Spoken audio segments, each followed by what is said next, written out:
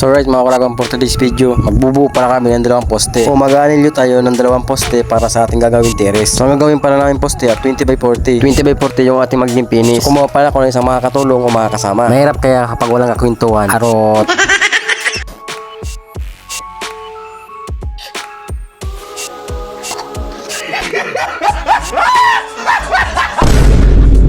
Para sa pagkasimbol ng gagawin natin na poste, gumamit pala kami dyan ng bakal na 16mm at 4 at 12mm. So balik eskwala pala siya ng 25mm. So ang stirrup pala natin ay 10mm. 10mm na stirrup dahil ito talaga yung ginagamit para sa mga poste at tie beam at maging sa biga. So nagsukat pala tayo dyan ng 4 na dos, 3 4 at 6 pulgada yung mga space. Also karaniwang ginagamit 20cm or 8 pulgada. Pero dito sa ginagawa natin, ginawa lang to 6 or 15cm ang ating space na mga stirrup. Kaya naman napakasolid nito. Lalong lalo nang bubuhatin ng ating poste ay terrace. So dito naglalagay na pala kami ng trapal dahil sobrang tirik na ng init. Para ba sinusunog na yung ating balay. Kaya naman dali-dali kami naglagay ng trapal para bawas man lang ang tumatama sa ating katawan na init. So, kahit nga naglagay na tayo ng trapal, talagang ramdam mo pa yung init. Sobra talagang alingasang. Pero wala tayong magagawa dahil yung trabaho natin. Ang ibilad yung katawan sa gitna ng kainitan para pagdating ng Sabado, mayroon tayong sasahurin para may pambiling ulam at pagkain. Lalong-lalo na sa pamilya natin, sa pamilyang umasa sa atin. Kaya kahit anong hirap at anong init, kinakaya. Kaya naman sa mga kapanood dito na hindi alam kung anong mayroong buhay ang isang construction. So ito, panoorin niyo itong video kung ito. Dahil ganito ang buhay ng isang construction. Ang pagtitiis na mabilad sa gitna ng tirik na araw. Pagdating ng hapon, bigla naman uulan. O di ba ang sarap sa katawan? Pero okay lang, at least marangal. Dahil pinaghihirapan natin, pinasusuporta natin, at pinapadala sa ating mga mahal sa buhay. At syempre, di maiwasan ang kunting tagay. Arot.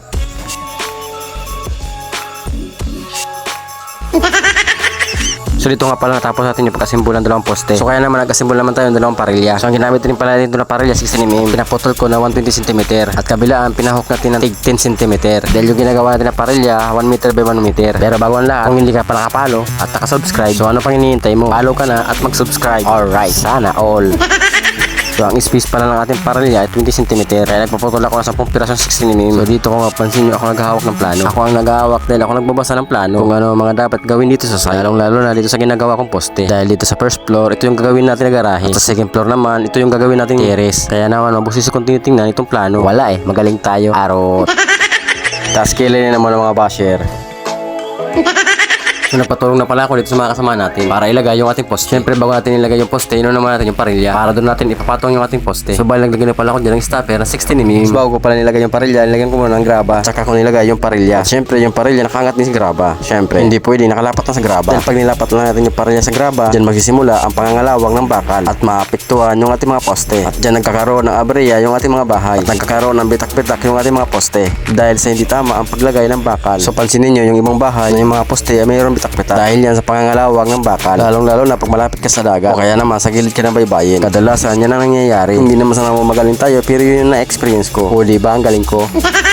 So dito inilagay na rin pala namin yung pangalawang poste. Kaya naman dahan-dahan namin ibinababa at inaangat yung ulihan ng poste para maiwasan ang pagbagsak ng lupa. Dahil napakalambot lang kasi ng lupa dito. Kung pagkakamali mo lang, siguro na magbagsakan ng mga lupa. So dito alam ko may magko-comment at may magtatanong kung bakit binuo agad yung poste. Alam naman natin na napakabigat. Pero kung mapapansin nyo, hindi ko lahat nilagyan ng stirrup. Naglagay lang ako ng 25 pesos para sa pag-aalay ng bakal. Dahil kung dyan kasi natin bubuuin yung poste sa ilalim ng inukay natin, medyo may kuting katagalan. Kaya naman binuo ko na dito sa taas. At least isasalpak na lang at i-align. At konting hulog, okay na. So ano pang hinihintay natin? Sa hulog na at nasa tamang align na, kung kailangan lang natin maghalo ng pambuhos para mabuhusan na itong mga poste. Pero bago ang lahat, kung nagustuhan mo itong aking video, isang like naman dyan, isang share. Maraming salamat. Makikita niyo ang pagbubuhos itong ating mga poste sa sunod nating video. Tapos na po.